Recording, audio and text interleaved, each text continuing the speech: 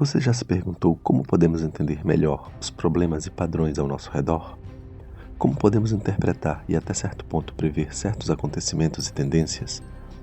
Prepare-se para uma exploração de leis numéricas intrigantes e a estratégia misteriosa do universo. Acompanhe-nos a uma jornada pelos mistérios matemáticos que nos ajudam a desvendar o funcionamento do nosso universo. Bem-vindo a Mistérios e Teorias. Matemática oculta, explorando as leis numéricas e as estratégias do universo. Princípio de Pareto. O princípio de Pareto, também chamado de regra 80-20, é uma teoria matemática que busca simplificar a compreensão de certos aspectos do nosso mundo. Vamos explicar como funciona.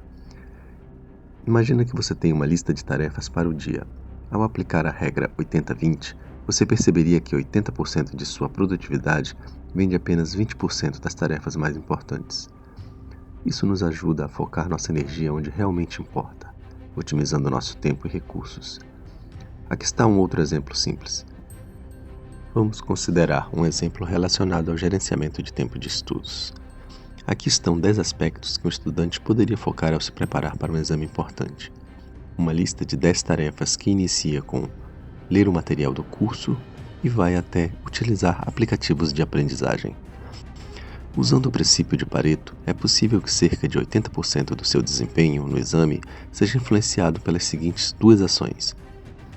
Isso sugere que concentrar a maior parte do seu tempo nessas duas atividades pode levar a um resultado significativo no seu desempenho no exame, enquanto as outras atividades, embora tenham importância, mas em menor proporção. No contexto de um negócio, a regra 80-20 pode ser aplicada para descobrir que 80% do lucro de uma empresa vem de 20% dos seus clientes mais importantes. Ou em um projeto, você pode notar que 80% dos problemas são causados por 20% das tarefas mais complexas. Resumindo, 80% dos resultados vem de apenas 20% das causas ou esforços. Portanto, podemos dizer que o princípio de Pareto é uma descrição realista de muitas situações, mas lembre-se de que pode não ser estritamente verdadeiro em todos os casos. O conselho principal é focar em atividades ou elementos mais eficazes para alcançar resultados significativos com menos esforço. A lei de Zipf.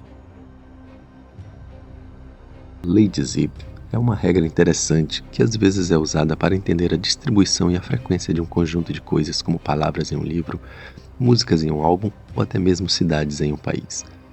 Essa lei diz que dentro de um conjunto de coisas, o elemento mais frequente ocorre aproximadamente 2 vezes mais do que o segundo elemento mais frequente, 3 vezes mais do que o terceiro mais frequente e assim por diante. Um pouco confuso? Vamos explicar melhor. Vamos imaginar um exemplo com a palavra em um livro. Se a palavra casa aparece 100 vezes, a segunda palavra mais comum apareceria cerca de 50 vezes, a terceira cerca de 30 vezes e assim por diante. Isso acontece em muitas situações diferentes e é uma ótima maneira de entender como as coisas são distribuídas de forma desigual, mas previsível. Ao analisar a população de cidades, você notará que poucas cidades têm uma população muito grande, como Tóquio ou Nova York, enquanto a maioria das cidades tem populações menores. Isso segue o padrão da lei de Zipf. Outro exemplo. Na indústria musical, algumas músicas ou artistas são incrivelmente populares e dominam as paradas, enquanto muitas outras têm um nível de popularidade menor. Isso também se encaixa no padrão de Zipf. Nas buscas na internet, as palavras-chave mais comuns ou populares têm uma frequência muito maior, enquanto palavras mais específicas tendem a ter menos ocorrências.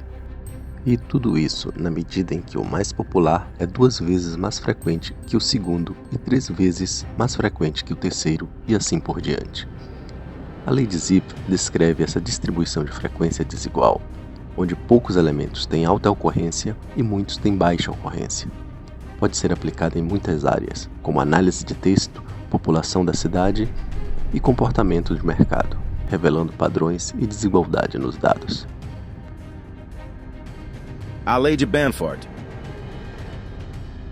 A lei de Benford, também conhecida como a lei dos números anômalos, é uma surpreendente descoberta estatística que revela um padrão curioso na maneira como os números aparecem em diversos tipos de dados do mundo real. Essa lei diz que se você pegar uma lista de números, como preços, populações ou medidas, e olhar para o primeiro dígito de cada número, é mais provável que você veja o número 1 como o primeiro dígito mais vezes do que qualquer outro número, como 2, 3 e assim por diante. Você vai notar que o primeiro dígito desses números não é igualmente provável.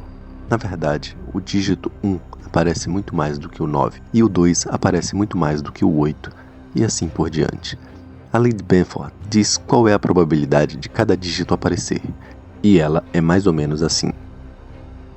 Por exemplo, se você olhar para o primeiro dígito de números de população de cidades, é mais comum encontrar cidades cuja população comece com 1, como 100 mil, do que com 2, como 200 mil, ou 3, como 300 mil, e assim por diante.